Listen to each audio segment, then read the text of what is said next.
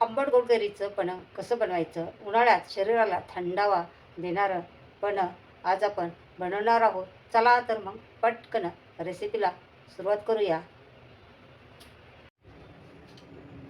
नमस्कार, मी आशा किचनमध्ये आपलं सर्वांचं स्वागत आहे.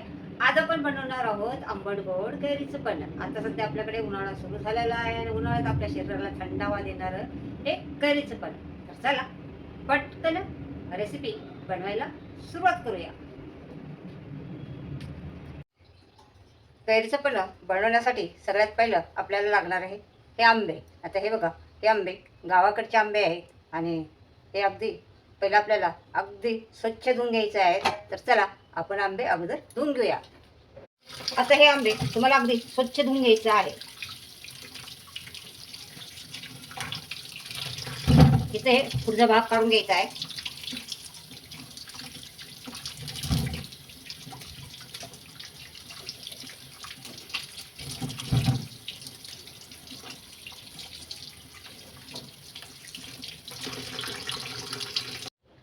आता आपण कुकर घेतलेला आहे आणि त्याच्यामध्ये हे आपल्याला चाळण ठेवायची आहे आणि चाळणीवरती हा कुकरचा डब्बा ठेवायचा आहे आणि त्याच्यामध्ये हे आपल्याला आंबे घालायचे आहेत. मी 4 आंबे घेतलेले आहेत आणि ते आपल्याला याच्या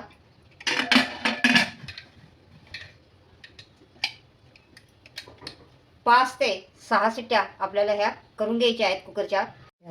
आता मी कुकर गॅसवरती ठेवलेला आहे आणि गॅस चालू केलेला आहे आणि आपण 5 ते 6 शिट्ट्या व्हायच्या वाट पाहणार आहोत. आपल्या कुकरच्या 6 शिट्ट्या झालेल्या आहेत. कुकर थंड झालेला आहे. तर चला आपण कुकरचं झाकण उघडून बघूया.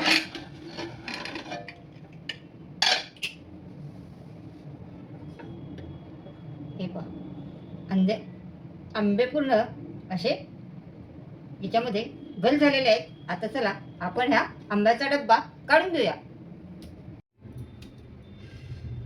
चला, आंबे आपले चांगले शिजलेले आहेत. हे पहा, पूर्ण गल झालेले आहेत. आता आपण याचे छिलके काढून घेणार आहोत.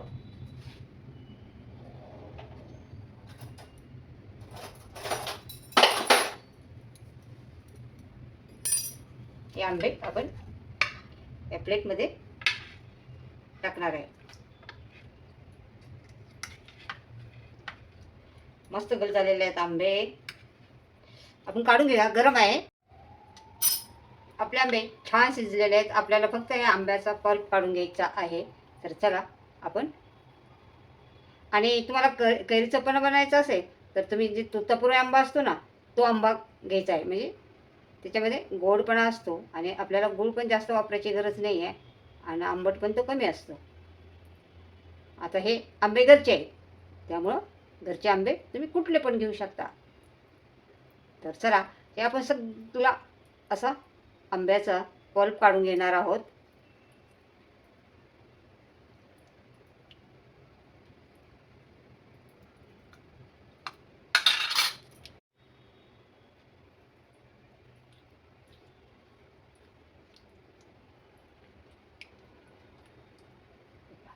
गरम आहे, गरम आहे, गरम आहे, गरम आहे. चला, हे सगळं निघते.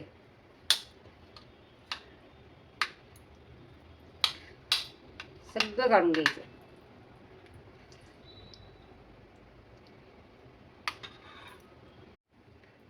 असं हे चमचा घालून ना, चमच्याने असं संपूर्ण निघते. हे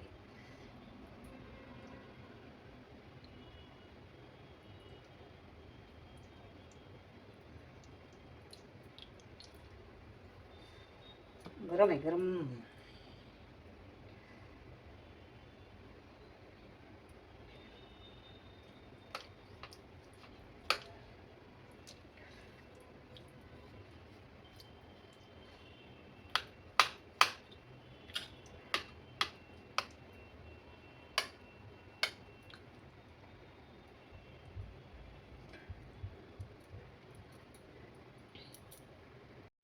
हे पहा, आपण एवढा आपल्या 4 आंब्याचा पल्प निघालेला आहे.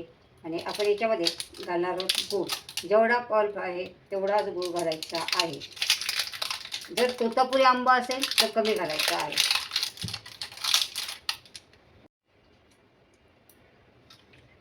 आता तुम्ही गूळ तुम्हाला किसून घ्यायचा आहे. अशा पद्धतीने आपण गूळ किसून घेणार आहोत.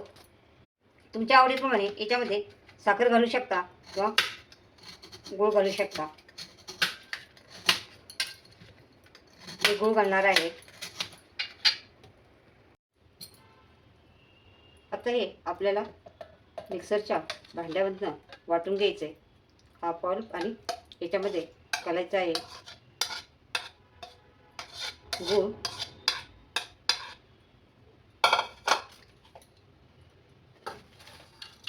एक वाटी इतका गूळ हा मी घेतलेला आहे. गूळ मी खिसून घेतलेला आहे.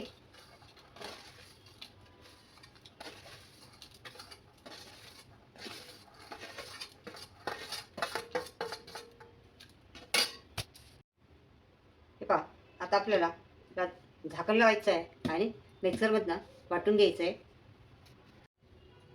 वाळून घेतले आहे आणि त्याच्यामध्ये हा पल्प आपल्याला गाळून घ्यायचा आहे.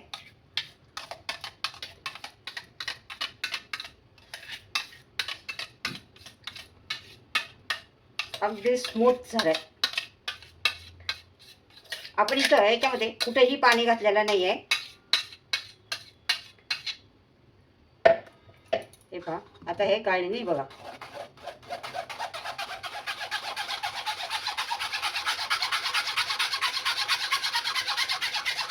कारण याच्यामध्ये गुळामध्ये आंब्याचं ते केसर पण असतं.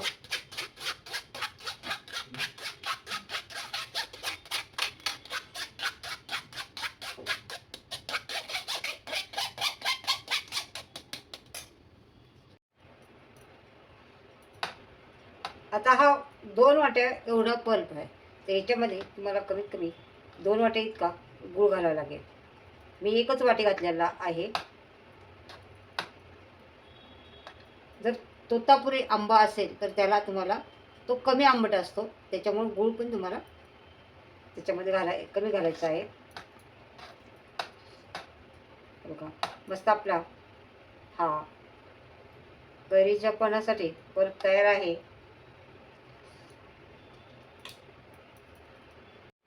आता आपण पन्ह बनवूया. त्यासाठी आपल्याला लागणार आहे मीठ, काळी मिरी पावडर आणि जिरे पावडर आणि पुदिना. मस्त ताजा ताजा पुदिना आहे आपल्या गार्डनमधला. तर चला आता आपण पन्ह बनवूया.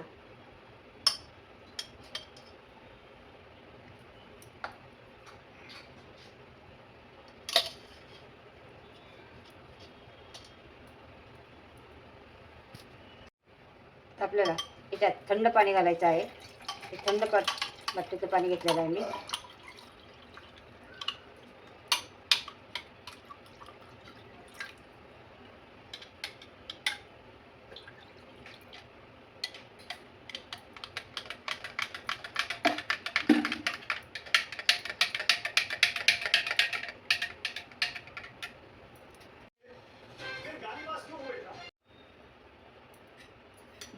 अशा प्रकारे आपलं थंडगार कैरीचं पन्ह तयार झालेलं आहे.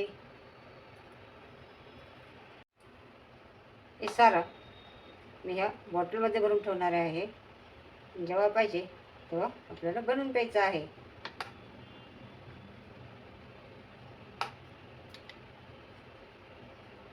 हा फ्रीजमध्ये कमीत कमी 15 दिवस टिकतो. जास्त टिकतो, पण मी कमीत कमी 15 दिवस म्हणते.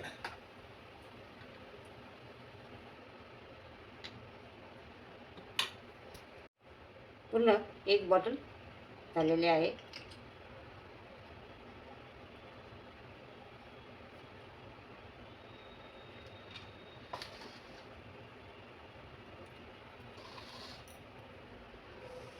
आज आपण बनवलं आहे आंबट गोड कैरीचं पन्ह. उन्हाळ्यात आपल्या शरीराला थंडावा देणारं हे कैरीचं पन्ह. हे कैरीचं पन्ह तुम्ही सगळेजण नक्की करून बघा. अशाच किचन चॅनलवरती नवीन असाल तर चॅनलला सबस्क्राईब करा रेसिपीला लाईक करा. पुन्हा भेटणार आहोत आपण नवीन नवीन रेसिपी घेऊन. तोपर्यंत तुम्हा सगळ्यांना बाय बाय.